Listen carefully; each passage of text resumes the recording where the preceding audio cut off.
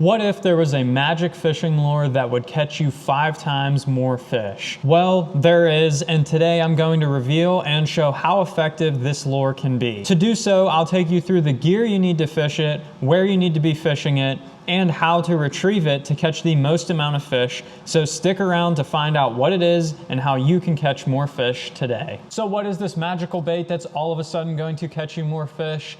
That is the Zman gobius, or the megabass dark sleeper. And now before you click off the video because you have the juice, hear me out. The secret to these baits is all in the retrieve, which we're going to get to here shortly. Now what makes these style of baits special is that they are virtually snag proof. You can throw this stuff in the heaviest cover and you will not lose your bait. Places that we're gonna be fishing today are on a river. I fish a Ned rig or a swim bait in those areas, and I lose tons and tons of baits all day. You're losing jig head after jig head. I fished all weekend with one of these. I still have the bait right here, and I started the day and finished the day with the same bait. I never lost one goby the entire day. But just know these things are virtually snag proof, and you can go through a lot of fishing trips and never worry about losing one of these. Now, as for the gear for this bait, it is very simple, and we're going to run through that very quickly. But one thing I want you to do about this bait when we go through today's video is think about this like a jig rather than a swim bait, and everything will make a lot more sense throughout today's video, and it will help you a ton in the way that you approach this bait. Now, as for the rod I use, this is my Cashin Icon Worm jig rod. Again, think about it like a jig. I'm gonna fish what I would fish a finesse jig on. So this is a 7-foot, medium heavy, fast action. I need that fast tip to be able to feel what that bait's doing down there on the bottom. I want to know if a fish has picked it up, if it's working through the cover effectively, if I'm in the cover. That fast tip is really gonna help with that. But because of this weed guard, you're gonna have to get a good hook set and get that hook through the weed guard into the fish's mouth. So you need that medium heavy backbone to be able to stick these fish good and make sure they don't come off.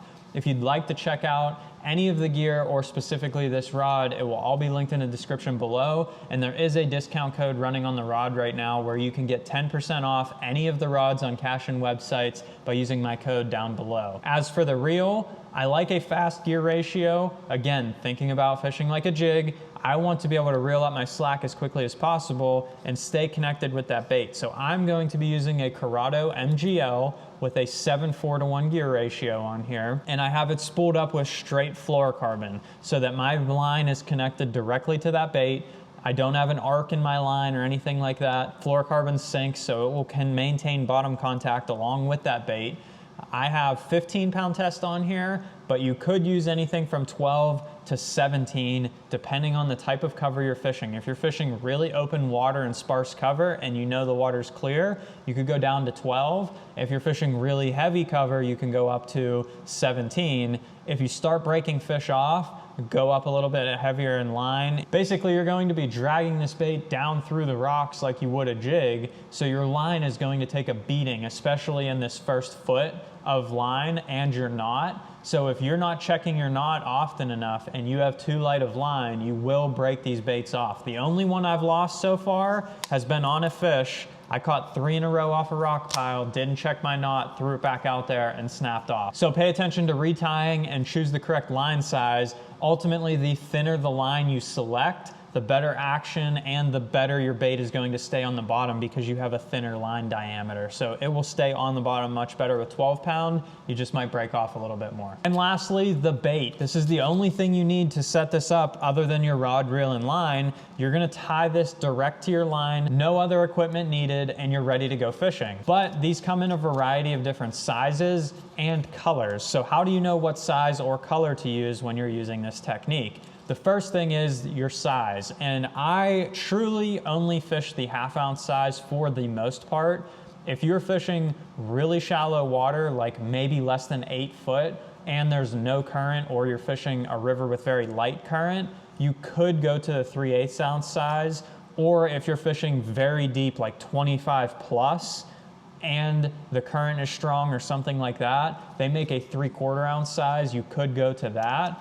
but 99% of the time the half ounce will get the job done. You will just have to affect how fast you're retrieving this bait. And then when it comes to your color selection, this is really up to where you locally fish and the bodies of water that you like to fish. So I have a whole bag of them right here, a whole variety of different colors, but ultimately I use the most important color to me is something that's dark on the back and light on the belly. So this has like a brown back and a white belly. This one's called Natural Goby. If I fish on like Lake Erie and places like that, that's a really good color. Or even in rivers and stuff, that's a good color as well. You can fish this bait where there are no gobies, and I'm going to explain that in just a second. This one right here, again, dark back and a light belly. This one's called Donko from Dark Sleeper. It has an orange belly, so if you have a little bit dirtier water, you can start to go with those brighter colors on the belly. The one I've been fishing is Green Pumpkin Goby, dark back and a light belly. It has a light purple on the belly. What I'm trying to mimic, and this is why you can fish it with places that have no gobies, are the little creek chubs, sucker minnows, darters, all that kind of stuff that lives on the bottom of rivers that you never see. They're bait fish that smallmouth will eat, largemouth will eat, but you never see those bait fish. Like you'll see schooling shad, you'll feel gobies pecking at your line, but there are always little small minnows and river minnows and stuff like that that live on the bottom and dart from rock to rock down there trying to evade these bigger smallmouth and predatory fish that are trying to eat them. And every one of those has a dark back and a light belly. They're almost always green or black on the back to blend in with the bottom, so when the fish are looking down at them, they can't see them. And what they do is they will hide behind or under a rock, and when they feel threatened or want to move to the next rock, they will literally just dart from that rock under the next and hide under that one. And all they're doing is feeding on all the insects and stuff like that that are on the bottom. And that is prime food for some big predatory river fish like some bass. So they'll look around, hide behind those rock piles, and when a minnow darts out, they'll go ahead and grab it. Gobies do the same thing. They dart from rock to rock and feed on the stuff on the bottom. So that's why this bait's so effective even on like the Great Lakes and stuff like that. Now that you know the gear you need and the colors and baits you need, let's head out on the water. We're gonna show you exactly how to find these fish, how to break down your electronics, how to find them without electronics, and we're gonna catch some big bass, so let's get after it. So as for where to fish this lure, this is where you're gonna get a little bit creative. We're gonna start fishing this bait, as we talked about, it's virtually snag proof, in places you can't get anything else. So we're on a river here today, and a lot of times in these rivers, these fish will use giant boulders and big logs and stuff like that as current breaks. And when you throw a Ned rig or swim bait or anything else in there, that current will wedge it underneath or in front or even in the limbs of the tree, and you get snagged on every cast like we talked about. But this bait will come right through it, and we'll be able to fish through it effectively and get into those key areas where those fish live and they don't want to move very far. So we have cold water temperatures today. Those fish want to stay exactly where they want to be. They want to sit behind that current break, wait for food to come to them, and just hang out until springtime. We're gonna look for stuff on our fish finders up here. We're gonna show you how to do it with all the technology and then how to even do it with just 2D so you can find these fish no matter what. Or if you don't have fish finders, you just have to cast around and feel your way out. We'll show you how to actually retrieve it and like work it through a river in a little bit. If you're fishing in a lake, you can also just find some of the same stuff. Rock piles, logs, any of that stuff will work as well. Even boat docks is a good one to fish this around. Like I said, think this thing like a jig and not a swim bait, and the opportunities will be endless. So let's take a look at our fish finders here. And as you can see, what I'm looking for right here, this is a big rock pile over here, and you can see that's a rock pile because the sonar cone is coming out on my 360, hitting this rock, and then sending a shadow on the backside. So that's a huge rock that's sending that big shadow, and there's some other chunky rock in behind it. So a fish could live right in behind this and just hang out behind that rock as the current's coming this way and wait for spring. So that's what we're looking for. You can actually see there is a couple fish right there, but they're right tucked in behind that rock pile there, and I'm just looking for it on my live scope as well. And lastly, I will ruin this spot and then we'll go find another one just so I can show you how to find it on your 2D. But what I'm going to do is you're basically just going to troll around, and you see how the bottom is starting to come up there right here. That's your rock pile. So I can troll around. There's that giant rock. There's the very top of it right there. I can drop a waypoint and then it'll show up on my graph. And the top of that rock pile is about 8 foot, and then it was about 10 or 11 in behind it.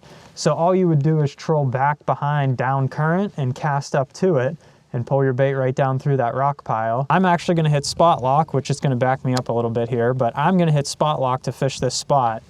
And you want to take your time with this, whether you're on the shore, whether you're on a boat, it doesn't matter. You want to take your time. The slower you can fish this bait, the more patient you can fish this bait, the more success and the more fish you're going to have, and I cannot stress that enough. You want to place that piece of cover about halfway between you and the end of your cast. So if you can cast 100 feet, you want that about 50 feet away from you, so that when you cast your bait out there and you start pulling it, once you get into the meat of your cast, you're gonna have your bait sink down first, and then it's gonna get into your cast, and then it's gonna start to lift back up as you get closer to the boat. So you want it halfway through, so when you get into the best part of your cast, you're also in the best part of the cover. Now to fish this bait, super, super simple. I'm literally going to line up with where I wanna cast it, so I wanna throw it right over there. I'm gonna make my long cast like we just talked about, and I'm literally gonna let this thing sink to the bottom. So it's a 1/2 ounce bait, but because of that bulbous Elastec or plastic body, whichever one you're using, it's gonna take a little bit to get to the bottom. So watch your line until you see it lay slack. I know I'm on the bottom now. I see it slack on the water. And like I said, take your time. And all I'm gonna do, I'll stand this way for the beginning so you can see what I'm doing. I'm gonna reel up my line until I'm tight with the bait. And I'm just slowly gonna pull it with the rod, like I'm sweeping a Carolina rig or a football jig or something like that. And you can see my rod slowly load up over each one of these little limbs and rocks and stuff that are down on the bottom. And that's all I want it to do. I'm literally just going to bounce it from rock to rock as slow as I can, and that is going to equal the most amount of bites. I'm either gonna cast straight in front of the boat or up to a 45-degree angle, dependent upon how strong the current is. The stronger the current, the more directly in front you want to cast. If there's no current, it doesn't make a difference. If you're casting more than 45 degrees, what we talked about with your meteor cast being down there where the fish are, your bait is actually gonna get lifted up by the current a lot quicker because you're casting too far, and that bow in your line is gonna start to pick up your bait and everything like that, and you're not gonna get a real effective cast. Got that one. That was an awkward hook set, but I got him. I think it's a big one too. It's not a bad one.